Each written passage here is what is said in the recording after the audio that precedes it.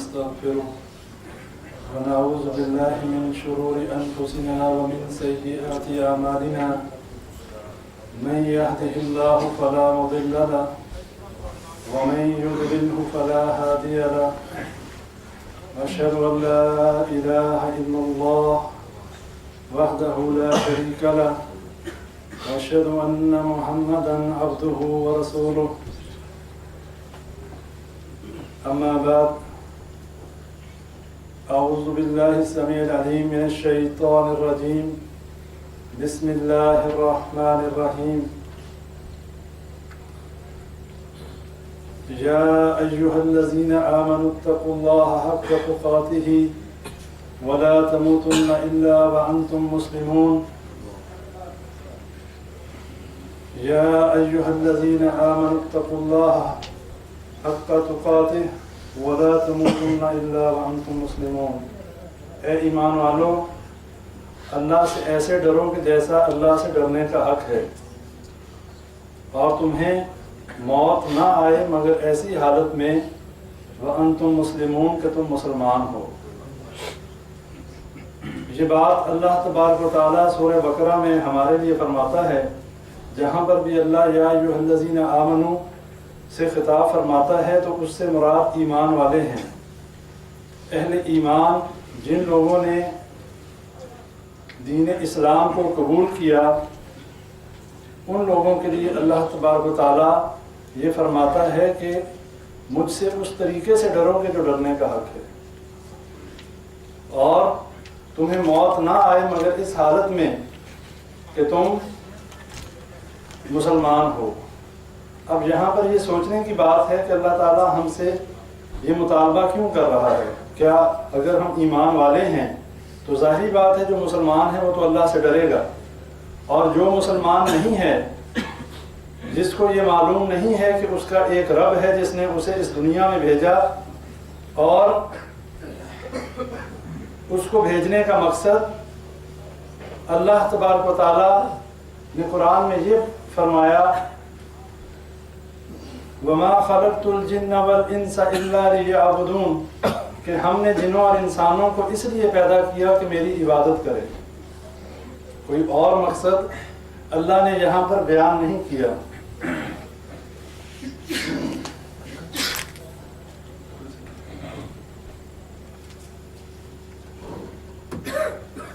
تو اللہ تعالیٰ نے انسانوں کو پیدا کرنے کا اور جنوں کو پیدا کرنے کا مقصد قرآن میں کیا فرمایا کہ میں نے جنوں اور انسانوں کو اپنی عبادت کے لیے پیدا کیا۔ یہاں پر آج ہم یہ تھوڑا سا غور کریں اور یہ دیکھیں کہ ہم میں سے کتنے لوگ ہیں جو اللہ کی عبادت کے حق کو سمجھتے ہیں اور اللہ کی عبادت کرتے ہیں۔ ہمارے ہاں آج اس دور میں یہیں پہ جہاں ہم بیٹھے ہیں اگر دیکھ لیں کہ کتنے لوگ ہیں جو یہاں پر مسلمان ہیں، لیکن اس مسجد میں لوگوں کی تعداد دیکھ لیں کتنے لوگوں کی ہے جو اللہ کے سامنے سجدہ ریز ہیں۔ کیا ہم وہ سبق بھلا نہیں چکے؟ کیا ہمیں اس دنیا میں آنے کا مقصد ہم بھول نہیں چکے کہ ہم اس دنیا میں کیوں آئے تھے؟ اللہ تبارک و تعالیٰ نے نبی اکرم صلی اللہ علیہ وسلم کو بھیجا اس لیے کہ ایک اللہ کی طرف بلائیں، ایک اللہ کی وحدانیت کا اقرار کرواتے ہوئے، اللہ ہی کی توحید کو لازم پکڑتے ہوئے اللہ کے حکموں کے مطابق اپنی زندگی کو بسر کریں۔ لیکن آج دیکھ لیں کتنے ہی لوگ ہیں الا ماشاء اللہ کہ جن کو اللہ کی توحید کا فہم بھی نہیں۔ ہم مسلمانوں کے گھروں میں ضرور پیدا ہوئے، لیکن ہم مسلمان اس لیے ہیں کہ ہم مسلمانوں کے گھروں میں پیدا ہوئے۔ ہم تحقیق کر کے، محنت کر کے اس دین کو سمجھنے کے بعد ہم مسلمان نہیں ہیں۔ اگر یہ بات ہوتی تو ہمیں اس دین کی قدر ہوتی۔ آج دیکھ لیں جن لوگوں نے اس دین اسلام کو اختیار کیا، جن کو اللہ نے ہدایت دی اور جن کو اللہ نے توفیق دی، انہوں نے اس دین کو سمجھا، اس دین کی حقانیت کو مانا اور اس کے بعد اس دین کو قبول کیا۔ ان لوگوں کے چال ڈھال، ان کا عمل اور ان کا زندگی بسر کرنے کا طریقہ ہم سے بالکل مختلف ہے۔ اور ہم لوگ इसी बात में बड़े खुश हैं कि हम मुसलमानों के घरों में पैदा हो गए, हमारा नाम मुसलमानों वाला रख दिया गया, अब हम जो मर्जी करें, हम अल्लाह की इबादत करें या ना करें, हम अल्लाह को वहदहु ला शरीक मानते हुए मुश्किल कुशा और हाजत रवा समझें या ना समझें, अल्लाह के साथ जिस मर्जी को हम शरीक कर लें, हम तो बख्शे हुए हैं। इसलिए कि नबी अकरम सल्लल्लाहु अलैहि वसल्लम ने हमारी शफाअत की जिम्मेदारी ले ली है, हमारी सिफारिश करेंगे, हमें कौन जहन्नम में डालेगा। भाइयों, अपने अकीदों को सही कर लें, इसमें कोई शक नहीं। हमारा अकीदा है कि नबी अकरम सल्लल्लाहु अलैहि वसल्लम हमारी शिफाअत करेंगे, लेकिन किन लोगों की शिफाअत करेंगे? उन लोगों की शिफाअत करेंगे कि जो अल्लाह की तौहीद को भी नहीं समझते और अल्लाह के साथ गैरुल्लाह को शरीक करते हैं, जिन्हें आज ये भी मालूम नहीं कि हमारे पैदा किए जाने का मकसद क्या है, अल्लाह ने इस कायनात को बनाया क्यों। अल्लाह तो इस कायनात के बनाने का मकसद और जिन्नों और इंसानों के बनाने का मकसद बयान करता है कि मेरी इबादत की जाए। अगर यहाँ पर गैरुल्लाह की इबादत ही होनी थी, अगर अल्लाह के अलावा दूसरों को मुश्किल कुशा ही कहना था, तो ये इस कायनात का मकसद तो ना था। अल्लाह कुरान में फरमाता है, वलक़द बअसना फ़ी कुल्लि उम्मतिन रसूला अन इअ्बुदुल्लाह वज्तनिबुत ताग़ूत। अल्लाह ने जितनी उम्मतें हैं सब में नबियों को भेजा और उनकी एक ही दावत थी, अन इअ्बुदुल्लाह, एक अल्लाह की इबादत करो, वज्तनिबुत ताग़ूत, और तागूत से परहेज करो। ये तागूत क्या है? ये तागूत किस बला का नाम है? तागूत कहते हैं जो भी अल्लाह के अलावा मिन दूनिल्लाह, जो चीज़ भी है जिसकी अल्लाह के अलावा इबादत की जा सके, वो तागूत है। अब वो कोई बुजुर्ग हो, वो कोई पत्थर हो, वो कोई हजर हो, कोई शजर हो, कोई पहाड़ हो, कोई भी ऐसी चीज़, चांद सूरज सितारे फरिश्ते, कोई भी चीज़ जिसकी अल्लाह के अलावा इबादत की जाए, वो मिन दूनिल्लाह है, वो गैरुल्लाह है। अल्लाह ताला ने वादा किया है उन लोगों के साथ कि जो अल्लाह के साथ शरीक नहीं करते। बंदों पे क्या हक है अल्लाह का कि बंदे अल्लाह के साथ शरीक ना करें। नबी अकरम सल्लल्लाहु अलैहि वसल्लम ने हज़रत मुआज़ रज़ियल्लाहु अन्हु से पूछा, ए मुआज़, बंदों का अल्लाह पर क्या हक है?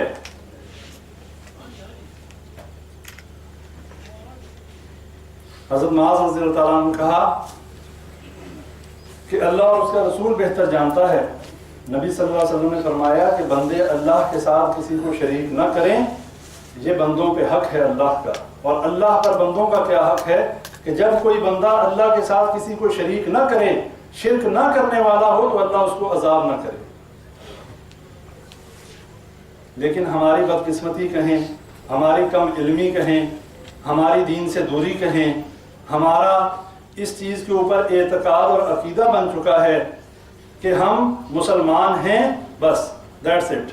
इसके बाद हम जो कुछ भी हैं, हमें इबादत का मामला तो बाद में है, हमें तो अभी बुनियाद इस्लाम अला खम्स की डेफिनेशन ही नहीं पता।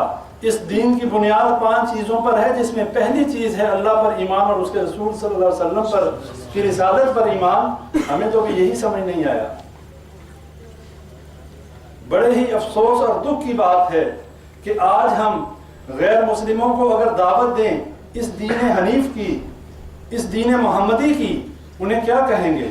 मुसलमान हो जाओ। कौन से मुसलमान हो जाओ? बहुत बड़ा काम है। बल्लिगू अन्नी वलौ आया, पहुंचाओ चाहे एक आयत ही हो। नबी अकरम सल्लल्लाहु अलैहि वसल्लम की हदीस है। ये दीन का काम, ये तबलीग का काम, ये दावत और तबलीग, ये नबियों वाला काम है और इस उम्मत के जिम्मे है। इससे किसी को इनकार नहीं और हम सब का ये काम है। हर इंसान जो मुसलमान है वो दीन का दाई है। उसके लिए कोई स्पेशल ट्रेनिंग या उसके लिए स्पेशल कोई बहरूप नहीं है। आप जहाँ पर भी हैं आप दाई हैं। अपने कारोबार में हैं आप दाई हैं, अपने दफ्तर में हैं आप दाई हैं, अपने घर में हैं आप दाई हैं। इसलिए कि जहाँ पर इंसान, एक मोमिन जहाँ पर बुराई को देखता है तो अपने हाथ से रोकता है। अगर हाथ से रोकने की इस्तिताअत नहीं तो जुबान से उसका रद्द करता है, और अगर जुबान से भी नहीं रोक सकता तो दिल में उसको बुरा समझता है। ये ضعیف ترین اضعف الایمان کے الفاظ ہے کہ سب سے کم درجے کا ایمان ہے کہ اپنے دل میں برا جاننا. لیکن آج تو حالات ایسے ہیں کہ ہمارے سامنے تمام برائیاں، تمام اللہ کی توحید میں شرک بھی ہو رہا ہوتا ہے، بدعات بھی ہو رہی ہوتی ہیں. ہمارے اندر دو گروپ ایسے بن گئے، مسلمانوں کی من حیث القوم، کسی شخص یا کسی جماعت کی بات نہیں ہے، کسی فرقے کی بات نہیں ہے. مسلمان من حیث القوم اس وقت دو گروہوں میں بٹ چکے ہیں. ایک وہ ہیں جنہوں نے اپنے دین سے نبی اکرم صلی اللہ علیہ وسلم کو نکال دیا، نعوذ باللہ من ذالک، اور ایک وہ ہیں جنہوں نے اپنی دنیا سے نکال دیا. ہماری معاشرت اور معیشت یہود و نصارہ والی، ہماری محبتیں، ہماری تمام کی تمام ہمدردیاں یہود و نصارہ کے ساتھ. اللہ قرآن میں کہتا ہے وَلَن تَرْضَىٰ عَنْكَ الْيَهُودُ وَلَا النَّصَارَىٰ حَتَّىٰ تَتَّبِعَ مِلَّتَهُمْ، کہ یہ یہود و نصارہ تم سے ہرگز راضی نہیں ہوں گے.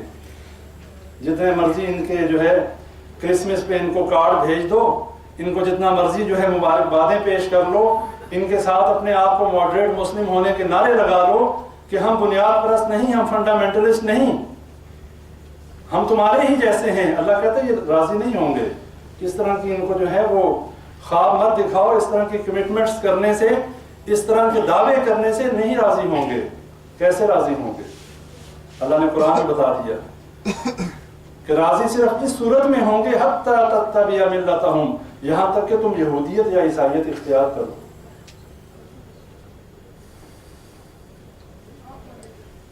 ہمیں آج یہ سمجھنا چاہیے کہ اس دنیا میں آنے کا ہمارا مقصد کیا تھا.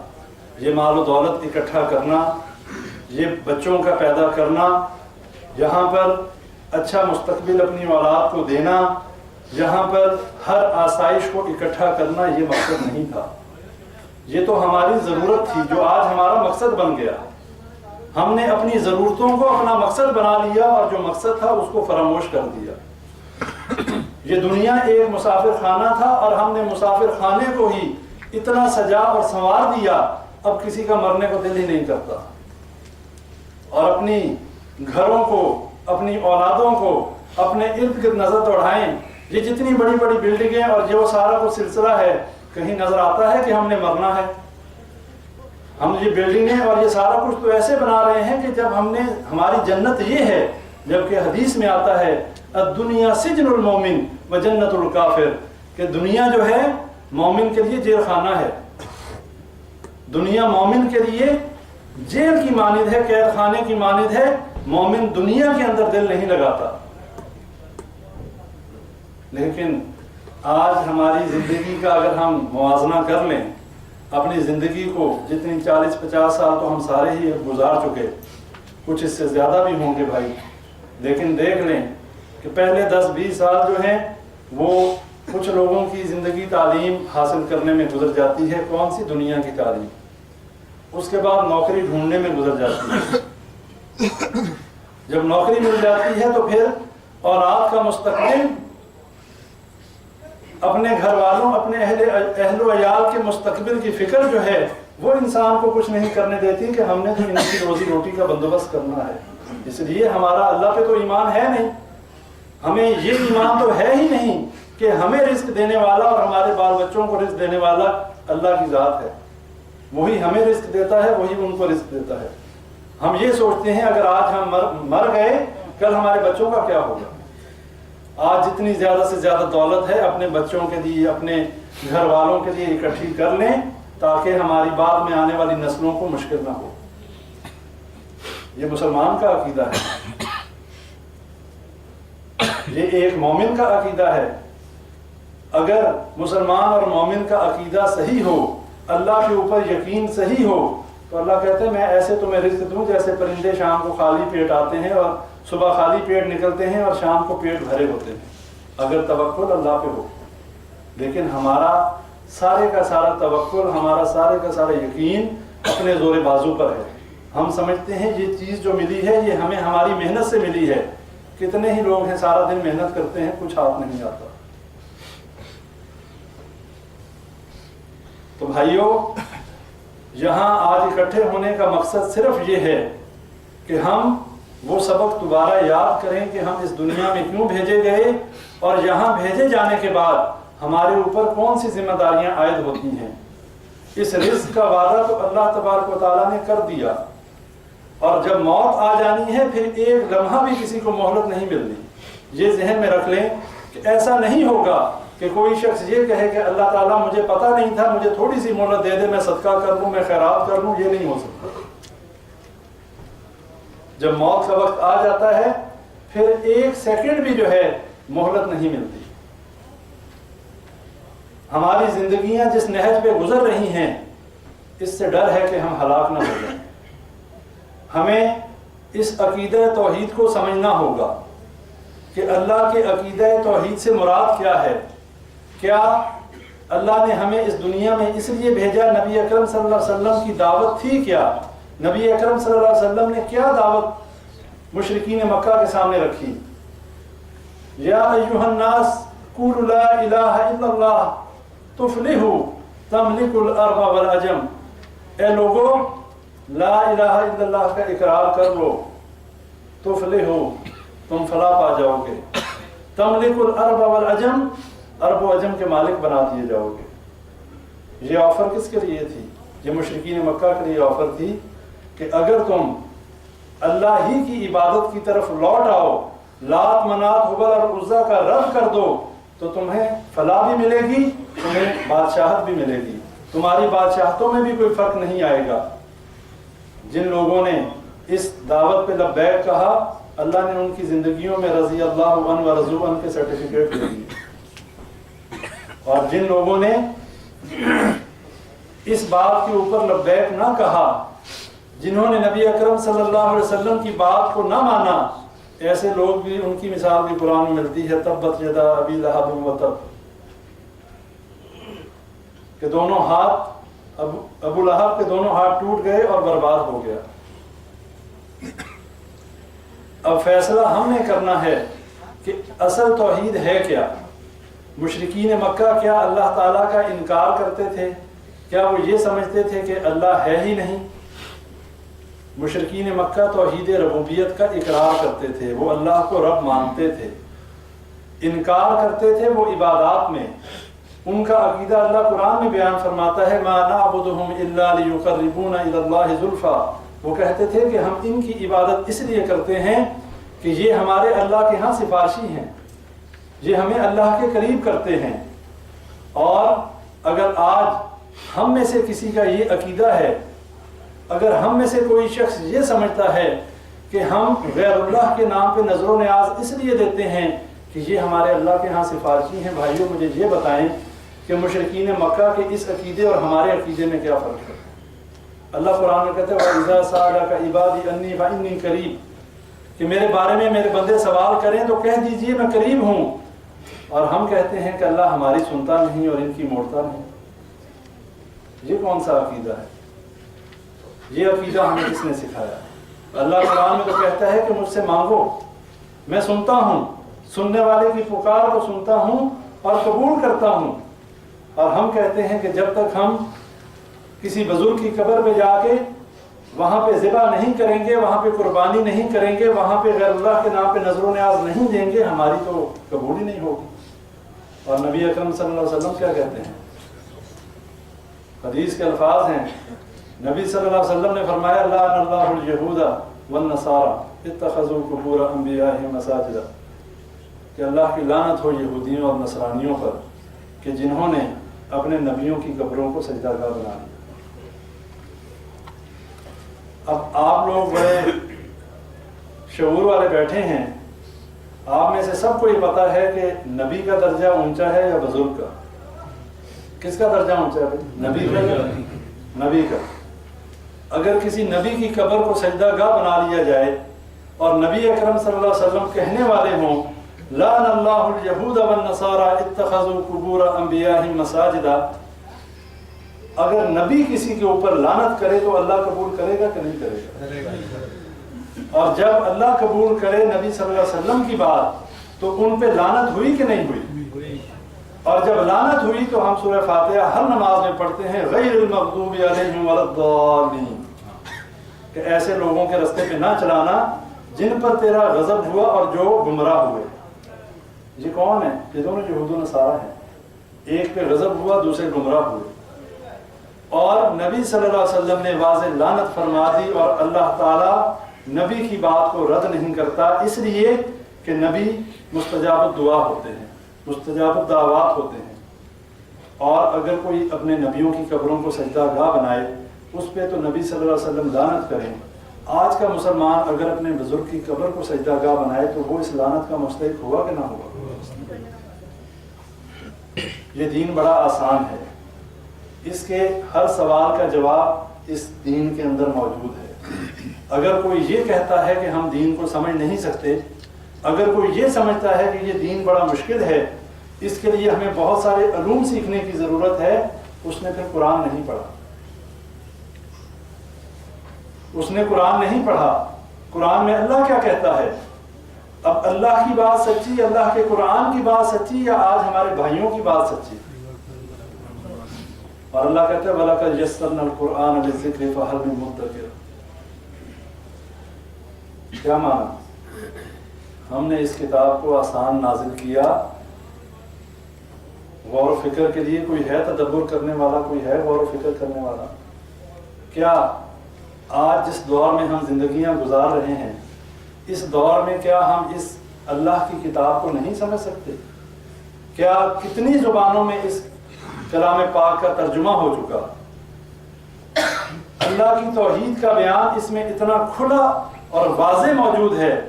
کوئی شخص قرآن کا ترجمہ پڑھے اور کھلے دل سے پڑھے، جو مرضی کر لے انشاءاللہ وہ اللہ کے ساتھ شرک نہیں کر سکتا.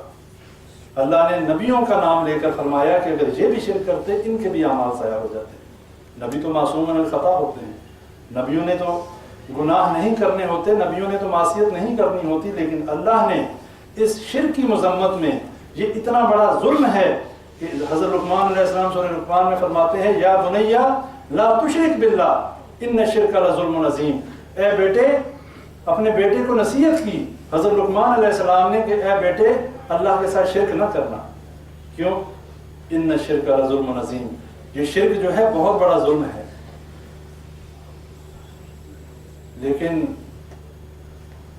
اگر ہم اپنے گریبانوں میں دیکھیں، میں اپنے گریبان میں دیکھوں، آپ اپنے گریبان میں دیکھیں، جن علاقوں سے جہاں سے ہمارا تعلق ہے بر صغیر پاک و ہند سے، آج ہمارے ہی بہن اور بھائی، ہمارے ہی خاندان اور ہماری ہی برادریاں، کتنے لوگ ہیں جو اللہ کی توحید کو سمجھنے والے ہیں. کیا کچھ نہیں ہو رہا ہمارے گلی محلوں میں؟ یہ کون سے دین کی دعوت ہے کہ ہمارے ملک میں کتنے ہی شرک کے اڈے موجود ہیں، لیکن ہم بڑے مزے سے، ہمارے صحت پہ کوئی فرق نہیں پڑتا کہ کوئی اللہ کے ساتھ شرک کرے، جبکہ اللہ قرآن میں کہتا ہے کہ یہ ظلم عظیم ہے. اس سے بڑا ظلم کوئی نہیں. اللہ نے جنت حرام کر دی. اللہ قرآن میں فرماتا ہے ان اللہ لا یغفر ان یشرک بہ ویغفر ما دون ذلک لمن یشاء. جس نے میرے ساتھ شرک کیا میں اس کو ہرگز معاف نہیں کروں گا، اس کے علاوہ جس کو چاہوں معاف کر دوں اور جس کو چاہوں سزا دینے کے بعد معاف کر دوں. اور یہ بھی کانسیپٹ اپنا کلیئر کر لیں، اپنے اس عقیدے کو صحیح کر لیں کہ نبی اکرم صلی اللہ علیہ وسلم کی شفاعت برحق ہے، لیکن کن لوگوں کے لیے؟ کہ جو مواحد لوگ ہوں گے. اللہ نے قرآن میں منع کر دیا نبی اکرم صلی اللہ علیہ وسلم کو کہ کسی مشرک اور منافق کے لیے آپ استغفار اور توبہ نہیں کر سکتے، اس کا جنازہ بھی نہیں پڑھ سکتے، اور مومنین کو بھی منع کر دیا گیا. وہ واقعہ یاد ہوگا آپ لوگوں کو، عبداللہ بن ابی جو منافق تھا، جس کا جنازہ نبی اکرم صلی اللہ علیہ وسلم نے پڑھا، اپنی قمیض ادا کی. اللہ نے قرآن میں آیات نازل کر دی کہ اگر آپ 70 دفعہ یا اس سے بھی زیادہ اگر آپ استغفار کریں گے میں نے اس کو نہیں بخشنا. کیا نبیوں کے وہ واقعات ہمارے سامنے نہیں ہیں؟ حضرت نوح علیہ السلام کے بیٹے کا واقعہ کسی کو معلوم نہیں کہ نبی جو اللہ کے برگزیدہ بندے ہوتے ہیں، اگر ان کی اولادیں بھی شرک کریں اللہ معاف نہیں کرتا. طوفان نوح میں حضرت نوح علیہ السلام کا بیٹا غرق ہوا کہ نہیں ہوا؟ اسی لیے ہوا کہ وہ نافرمان تھا. نوح علیہ السلام نے کہا اے اللہ یہ تو میرا بیٹا ہے. اللہ نے ڈانٹ دیا. اللہ نے کہا یہ تیرا بیٹا ہی نہیں، یہ تیرے اہل میں سے ہے ہی نہیں. یعنی اگر सगा बेटा भी हो और वो नाफरमान हो तो वो अहल में से है ही नहीं। और क्यों नहीं? इसलिए कि इसके अमल जो हैं गैर साले हैं। इसने तेरी दावत पे लब्बैक नहीं कहा। नबी सल्लल्लाहु अलैहि वसल्लम चाहते थे कि उनका चचा ईमान ले आए, अल्लाह नहीं चाहता था, नहीं ईमान लाया। हजरत इब्राहीम अलैहिस्सलाम के वालिद आज़र के बारे में कौन नहीं जानता कि हजरत इब्राहीम अलैहिस्सलाम ने बहुत दफा दावत दीन दी, तौहीद की दावत दी, नहीं कबूल की। सही मुस्लिम में हदीस आती है, क़यामत के दिन हजरत इब्राहीम अलैहिस्सलाम अपने वालिद आज़र से कहेंगे कि ए अब्बा जान, मैं तुझे कहता रहा दुनिया में कि मेरी बात मान लो, तुमने नहीं मानी, आज अल्लाह के अजाब से तुझे कोई नहीं बचा सकता। और आज़र कहेगा कि ए बेटे, आज मैं तेरी हर बात मानूंगा, मुझे बचा ले। और ये मुकालमा नकल किया हजरत इब्राहीम अलैहिस्सलाम अल्लाह से कहते हैं, ए अल्लाह, तेरा वादा था मेरे साथ कि मुझे क़यामत के दिन जलील नहीं करेगा, ये मेरा बाप है, सारी दुनिया के सामने ये जहन्नम में जाएगा, इससे बड़ी जिल्लत क्या हो। अल्लाह ने कहा मेरी बात बदला नहीं करती, ये नहीं हो सकता। वादा अपनी जगह पर, लेकिन मेरी बात बदला नहीं करती। ए इब्राहीम, अपने पाँव की तरफ देख। और जब पाँव की तरफ देखेंगे तो इब्राहीम अलैहिस्सलाम के वालिद जो है आज़र, जो कि मुशरिक था, एक बिज्जू की शक्ल में अल्लाह ताला उसकी शक्ल को बदल देगा और पाँव से घसीट के जहन्नम में फेंक दिया जाएगा। हम किन खुशफहमियों में मुब्तला हैं।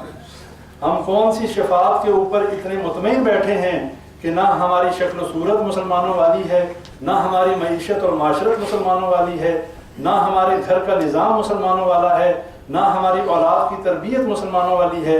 उसके बाद भी हम कहते हैं मुसलमान हैं। अल्लाह बड़ा गफूर रहीम है जी, अल्लाह माफ़ करने वाला है। इधर एक बंदा दूसरे बंदे को तो माफ़ करता नहीं। आप देख लें, एक दोस्त दूसरे दोस्त को माफ़ नहीं करता अगर वो उसकी बात ना माने, अगर वो उसके कहने पे ना चले। बाप बेटे को नहीं माफ़ करता। अल्लाह के बारे में हमने क्या अकीदा बना दिया कि हम अल्लाह की सारी नाफरमानियां करते रहें और अल्लाह ताला हमें माफ़ कर दे। अल्लाह ताला ने कहा कि मैं हर गुनाह माफ़ कर दूंगा, लेकिन शिर्क को माफ़ नहीं करूंगा। जो बगैर तौबा किए इस दुनिया से चला गया और वो शिरकिया अकीदे पे मर गया, दायमी जहन्नमी है, कभी जन्नत में नहीं जा सकता।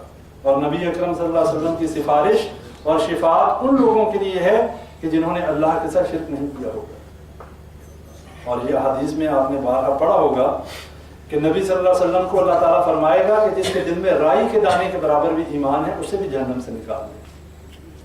अब ये राई के दाने के बराबर ईमान का क्या मतलब? ऐसे लोग भी जहन्नम से निकलेंगे कि जिन्होंने सारी जिंदगी कोई नेक अमल किया ही नहीं, कोई नेक अमल नहीं किया सारी जिंदगी, लेकिन क्या था उनके पास? उनके पास तौहीद थी, उन्होंने शिर्क नहीं किया। और ये अपने जहनों में बात वाज़ेह कर लें कि जब भी शिर्क की बात की जाती है तो इसका मतलब ये नहीं होता कि मुशरिकीन मक्का जो थे वो पत्थरों को पूजते थे, वो बुतों की पूजा करते थे। और कुरान में जो आयात हैं ये तो सिर्फ उन लोगों के लिए हैं कि जो पत्थरों को पूजते थे। कोई इतना बेवकूफ़ नहीं है, इधर बड़े पत्थर हैं, कोई नहीं इधर जाके कोई पत्थर को पूजता है। यहाँ पे बड़े बड़े पहाड़ हैं। अगर पत्थर को पूजना ही मकसद होता तो फिर पहाड़ों की पूजा होती। जो बड़े बड़े पहाड़ हैं, माउंट एवरेस्ट और केटू को पूजा जाता। ये बात अपने जहनों से निकाल दें, पत्थरों को कोई नहीं पूजता। जो भी पूजता है ये शैतान जो है। अल्लाह कुरान में इसलिए फरमाता है, या अय्युहल्लज़ीना आमनू उदखुलू फिस्सिल्मि काफ़ा, दीन में पूरे के पूरे दाखिल हो जो ए ईमान वालों, वला तत्तबिउ खुतवाति शैतान, और शैतान के नक्शे कदम पे ना चलना, शैतान की पैरवी ना करना। इन्नहु लकुम अदुव्वुम मुबीन, वो तुम्हारा खुला दुश्मन है। अल्लाह हमें बताता है वो खुला दुश्मन है। हमारी सारी दोस्ती है शैतान के साथ। हमारे घरों में आवाज़ किसकी आती है? शैतान की। अल्लाह कहता है अपने घरों को कब्रिस्तान ना बनाओ।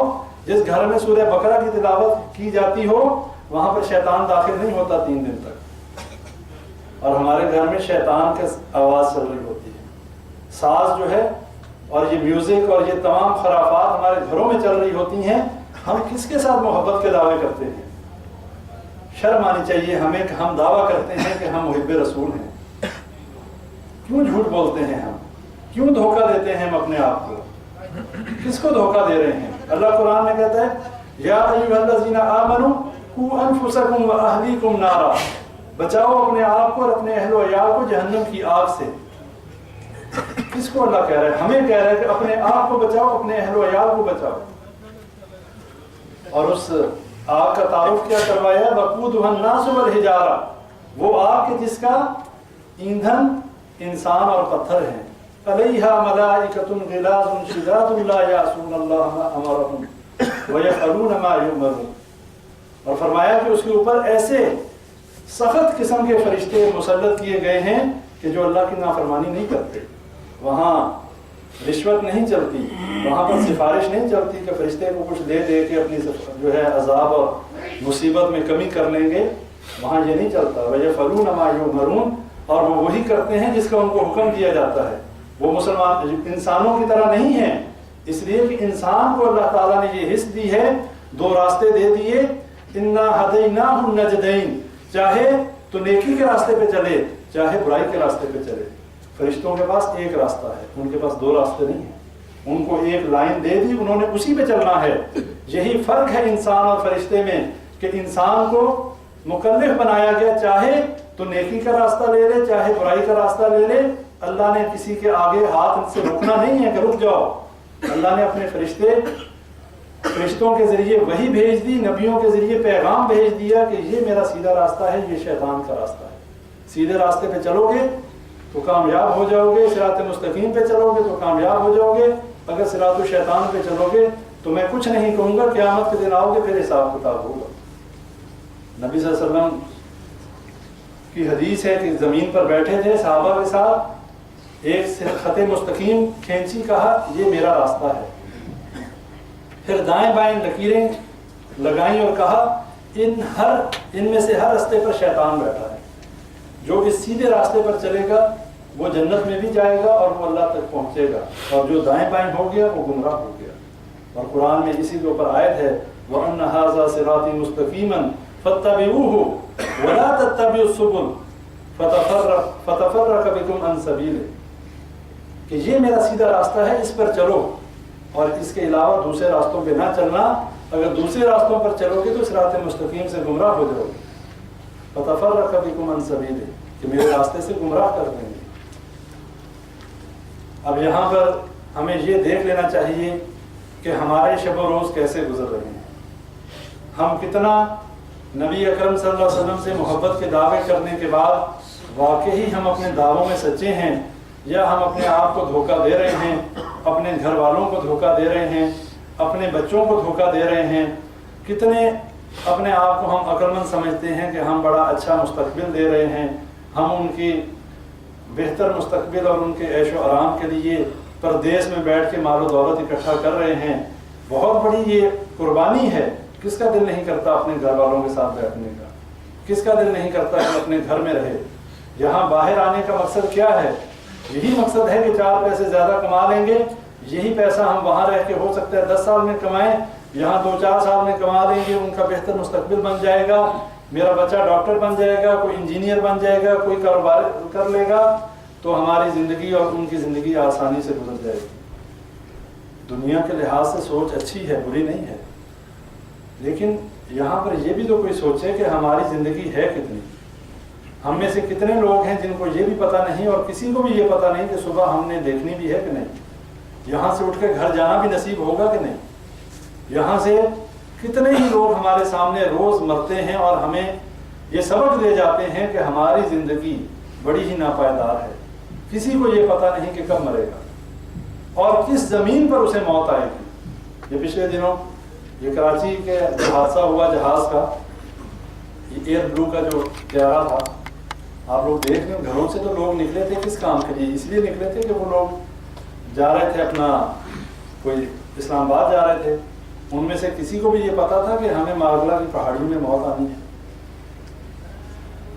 اور یہی بات ایک نبی کے حوالے سے آپ لوگوں کو واقعہ بتانا چاہتا ہوں. قصص الانبیاء میں حضرت ادریس علیہ السلام کی موت کا وقت جب قریب آیا تو جو فرشتہ وہی لے کر آتا تھا، ادریس علیہ السلام نے کہا کہ میں ابھی دین کا کچھ اور کام کرنا چاہتا ہوں، کچھ ایسا نہیں ہو سکتا کہ کچھ اور مہلت مل جائے تو میں کچھ دین کا اور کام کر لوں. فرشتے نے کہا چلیں میرے ساتھ چلیں، ملک الموت سے بات کرتے ہیں اگر وہ اس میں کچھ تخفیف ہو سکے. اب ملک الموت اللہ سے احکامات لے رہا. اللہ نے ملک الموت سے کہا کہ ادریس علیہ السلام جو ہیں وہ 4تھے آسمان پہ آئیں گے तुम उनकी रूह कब्ज़ कर लेना। मलकुल मौत सोचते हैं कि ये हज़रत इदरीस अलैहिस्सलाम ज़मीन पर, अल्लाह कहता है चौथे आसमान पर आएंगे, रूह कब्ज़ कर लेना। अब वहाँ ऊपर से मलकुल मौत उतर रहा, नीचे से ये फरिश्ता इदरीस अलैहिस्सलाम को लेके आसमानों पे चढ़ रहा। जब चौथे आसमान पे पहुँचे, मतभेद हो गई, टकराव हो गया। मलकुल मौत ने पूछा कि तुम्हारे साथ कौन मेहमान है? उसने कहा मेरे साथ इदरीस अलैहिस्सलाम। अब फरिश्ता जो था वो तो अभी ये बात करता कि इदरीस अलैहिस्सलाम ये चाहते हैं, फरिश्ते ने अल्लाह का हुक्म, उसको समझ आ गई कि चौथे आसमान पे कहने का यही मतलब था। मोहलत नहीं दी कि इदरीस अलैहिस्सलाम की रूह कब्ज़ कर ली गई। नबियों के मामले में भी जो है, जब किसी की मौत का वक्त मुकर्रर है, हज़रत आदम अलैहिस्सलाम के बारे में आता है कि अपनी जब ज़िंदगी पूरी कर चुके, 1000 साल उम्र थी हज़रत आदम अलैहिस्सलाम की, अपनी ज़िंदगी के 40 साल हज़रत आदम अलैहिस्सलाम ने हज़रत दाऊद अलैहिस्सलाम को दे दिए। जब दाऊद अलैहिस्सलाम को दिखाया गया, हज़रत आदम अलैहिस्सलाम को अल्लाह ने दिखाया, तो हज़रत आदम अलैहिस्सलाम ने पूछा कि ये मेरा बेटा बड़ा ही रोशन चेहरे वाला है, इसकी उम्र कितनी है? अल्लाह ने कहा इसकी उम्र 60 साल है। हज़रत आदम अलैहिस्सलाम ने कहा अल्लाह मेरी उम्र में से 40 साल भी इसको दे दिए गए। अब जब हज़रत आदम अलैहिस्सलाम की मौत का वक्त आया, तो फरिश्ते से मलकुल मौत से कहने लगे अभी तो मेरी ज़िंदगी के 40 साल बाकी हैं। उसने कहा वो 40 साल तो आपने हज़रत दाऊद अलैहिस्सलाम को दे दिए थे, रूह कब्ज़ कर ली गई। हज़रत मूसा अलैहिस्सलाम के पास मलकुल मौत आया, वैसे भी जलाली नबी थे, इस जोर का थप्पड़ मारा कि फरिश्ते उसकी मलकुल मौत की आंख निकल गई। वापस अल्लाह के पास गए, कहा ए अल्लाह मुझे ऐसे बंदे के पास भेजा जो मरना ही नहीं चाहता। अल्लाह ने कहा ए मूसा, अगर तू बैल की पुष्ट पे हाथ फेरे और जितने बाल तेरे हाथ के नीचे आए, मैं इतनी ही उम्र तेरी जो है ज़्यादा कर दूंगा, इतनी ज़िंदगी तुझे और अता कर दूंगा। हज़रत मूसा अलैहिस्सलाम ने कहा उसके बाद है अल्लाह? अल्लाह ने कहा उसके बाद फिर मौत। मूसा अलैहिस्सलाम ने कहा इस मौत से ही तो भागने के लिए मैंने ये किया था, अगर उसके बाद फिर मौत तो मुझे मंजूर है मानो। ये मिसालें हैं कि नबियों को भी मौत ने मोहलत नहीं दी। नबी अकरम सल्लल्लाहु अलैहि वसल्लम के पास भी फरिश्ते ने पहले इजाज़त चाही कि अगर आप दुनिया में रहना पसंद करें तो आप दुनिया में रह सकते हैं, और अगर अल्लाह के पास जाना चाहें तो भी आप बता दें। नबी सल्लल्लाहु अलैहि वसल्लम ने अल्लाह के पास जाने को फौकियत दी। हम सब का वक्त मुकर्रर है, अब हमारे पास वक्त नहीं रहा। हम अपनी ज़िंदगी का बेशतर हिस्सा, सारे हम में से कोई शख्स ये दावा नहीं कर सकता कि हमारी ज़िंदगियाँ ज़ाया नहीं हुई। हमने अपनी ज़िंदगियाँ ज़ाया कर दी, लेकिन ये जो मोहलत मिली है, खुदारा इसमें अपने अकीदों को सही कर ले। हमारी तमाम की तमाम इबादात का इन्हिसार हमारे अकीदे के ऊपर है। अगर हमारा अकीदा तौहीद ही सही नहीं, हमारी किसी इबादत का कोई फ़ायदा नहीं। जितने मर्जी नमाजें पढ़ लें, जितने मर्जी जिक्र कर लें, रोज़े रख लें, हज कर लें, ज़कात दे दें, किसी अमल का कोई फ़ायदा नहीं। ये बात अपने जहनों में बिठा लें। ये कुरान और अहादीस में भरा पड़ा है। अल्लाह ताला ने मुशरिक का कोई अमल कबूल करने का कह दिया कि उसका कोई अमल मैं कबूल नहीं करता, और हम लोग बगैर इल्म के अमल कर रहे हैं। ये हमारे लिए वबाल जाम है, और इल्म होने के बाद अमल ना करना ये उससे भी बड़ी जो है वो मुसीबत है। अल्लाह ने क़यामत के दिन ये सवाल करना है, इस दीन का कितना इल्म हासिल किया, और इल्म हासिल किया तो उसके मुताबिक कितना अमल किया।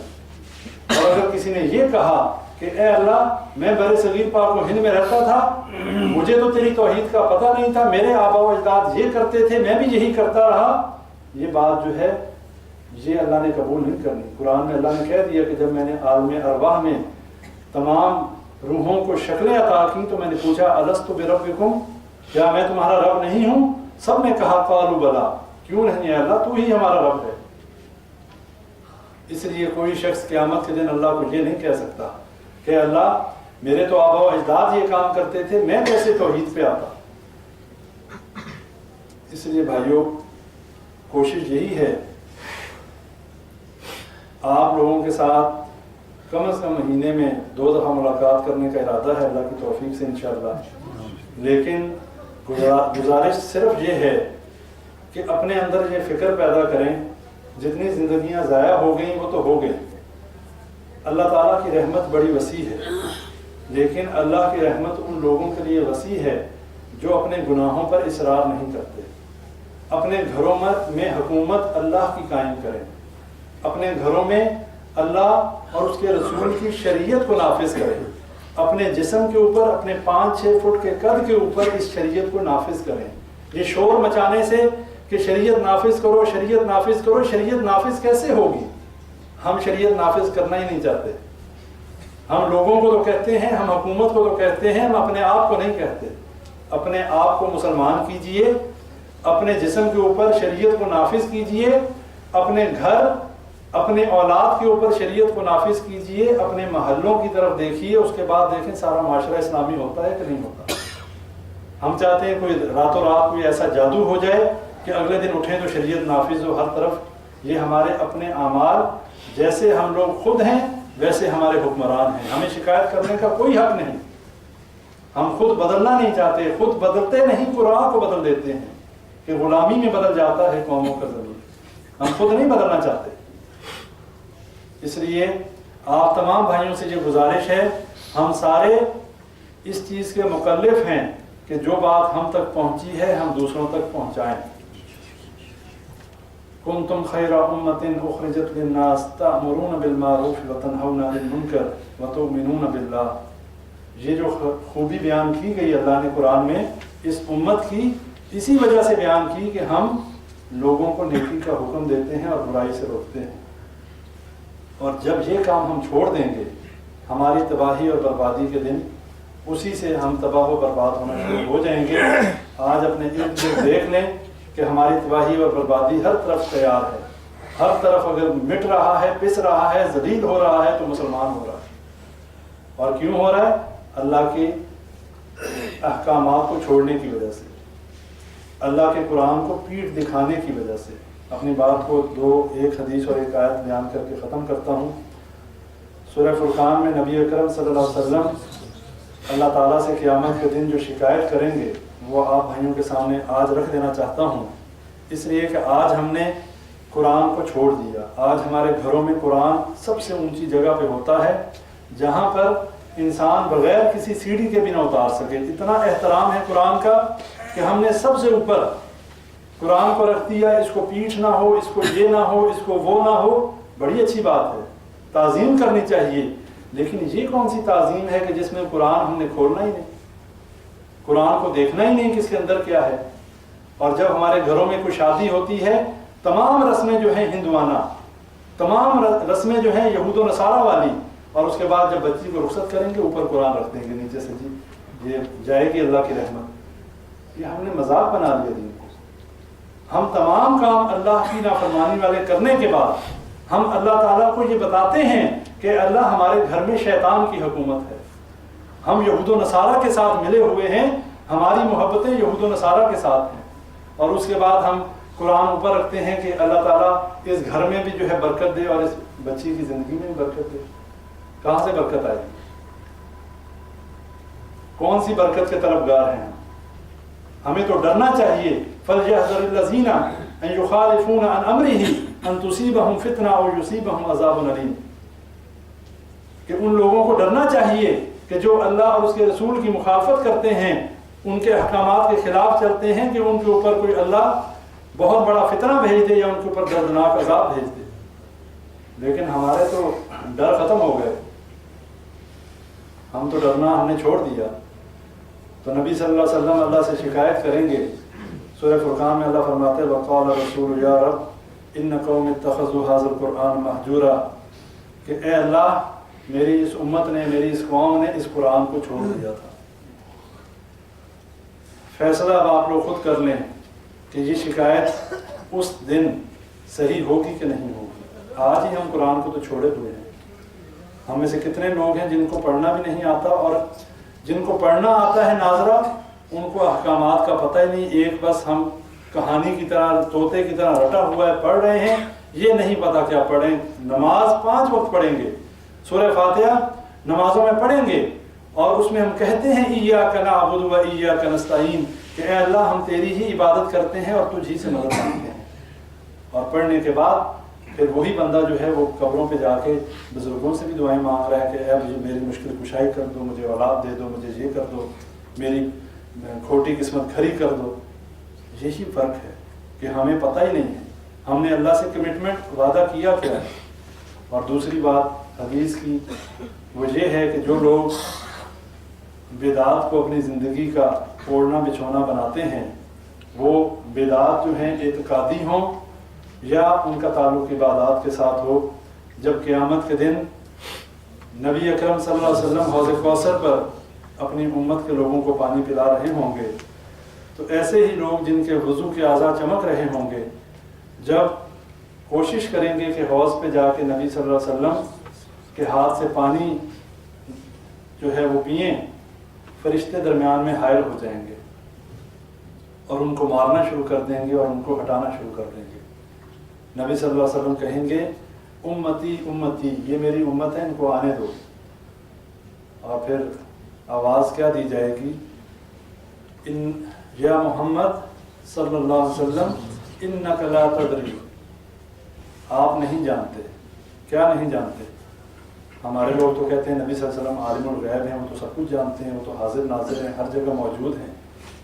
ادھر فرشتے کہتے ہیں اے نبی صلی اللہ علیہ وسلم آپ جانتے نہیں. یہ عقیدہ ہے نا ہمارے بھائیوں کا، کہتے ہیں نبی صلی اللہ علیہ وسلم تو ہر جگہ موجود ہے. تو نبی صلی اللہ علیہ وسلم نے فرشتوں کو یہ کیوں کہا کہ یہ میری امت کے لوگ ہیں، آنے دو؟ اور فرشتے یہ کیوں کہتے ہیں یا محمد صلی اللہ علیہ وسلم انک لا تدری، آپ نہیں جانتے؟ کیا نہیں جانتے؟ ما احدث بعدک، آپ کے بعد انہوں نے کیا گل کھلائے، آپ کی امت نے کیا کیا بدعات اور کیا کیا نئے کام ایجاد کر دیے. اور نبی صلی اللہ علیہ وسلم کیا کہیں گے؟ کیا آ جاؤ شاباش بہت اچھا کیا، کہیں گے سحقن. سحقن عربی میں سحقن کہتے ہیں دفع ہو جاؤ، دور ہو جاؤ، پھٹکار ہو تم پہ. اس کو جیسے ہم انگلش میں گیٹ آؤٹ کہتے ہیں، اسی طرح عربی میں کہتے ہیں سحقن. سحقن سحقن لمن غیر بعدی، جنہوں نے میرے بعد میرے دین کو بدل دیا، دفع ہو جاؤ، دور ہو جاؤ.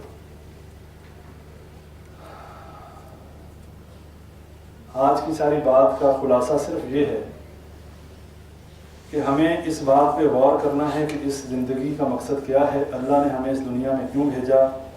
اللہ نے ہمیں صرف اپنی عبادت کے لیے بھیجا. اللہ کے نزدیک ہماری پیدائش کا مقصد اللہ کی عبادت ہے، اور اگر ہم اللہ کی عبادت کر رہے ہیں تو ہم مبارکباد کے مستحق ہیں.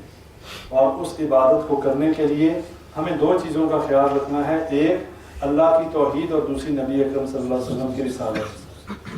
اللہ ہی کو الہ ماننا اور ہر باطل الہ کا انکار کرنا، یہ ہماری توحید کی پہلا ہمارا سبق ہے. اور نبی اکرم صلی اللہ علیہ وسلم کی ہر بات کو من و عن تسلیم کرنا اور نبی صلی اللہ علیہ وسلم کی ہر حکم کو سر آنکھوں پر رکھتے ہوئے اس پر من و عن عمل کرنا. اس کے بعد چونکہ چنانچہ میں یہ کرنا یہ صحیح نہیں. اس لیے کہ اللہ نے قرآن میں فرما دیا یا ایھا الذین آمنوا اطیعوا اللہ واطیعوا الرسول ولا تبطلوا اعمالکم، اے ایمان والو اطاعت کرو اللہ کی اور اس کے رسول صلی اللہ علیہ وسلم کی، اور اپنے اعمال کو ضائع نہ کرو.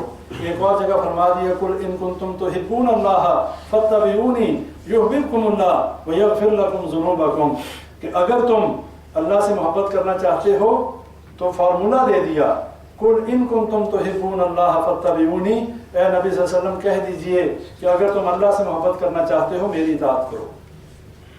اور جب نبی صلی اللہ علیہ وسلم کی اطاعت کرو گے تو کیا ہوگا؟ یحببکم اللہ، اللہ تمہیں اپنا محبوب بنا لے گا، اللہ تم سے محبت کرنے لگے گا. اور جس سے اللہ محبت کرنے لگے گا پھر کیا ہوگا؟ یغفر لکم ذنوبکم، اللہ تمہارے گناہوں کو بخش دے گا.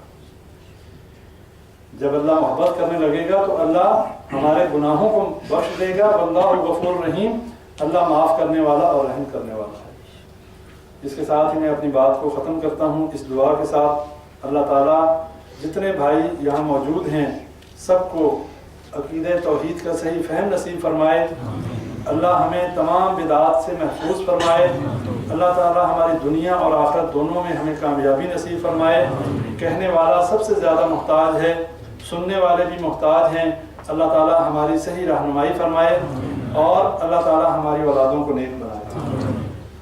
اللہ تعالیٰ ہمارے گھروں میں اللہ اور اس کے رسول صلی اللہ علیہ وسلم کی حاکمیت کو قائم کرے، نبی صلی اللہ علیہ وسلم کی سنت کا بول بالا ہو ہمارے گھروں میں، ہمارے گھروں سے شیطان کا جو حکمرانی ہے اس کو ختم کر دے، اور اللہ تعالیٰ سے دعا کریں کہ اللہ تعالیٰ جتنے بیمار ہیں سب کی بیماریاں دور کرے، خواہ وہ جسمانی ہوں یا روحانی ہوں۔ ربنا تقبل منا انك انت السميع العليم وتب علينا انك انت التواب الرحيم۔ سبحان ربك رب العزة عما يصفون وسلام على المرسلين والحمد لله رب العالمين۔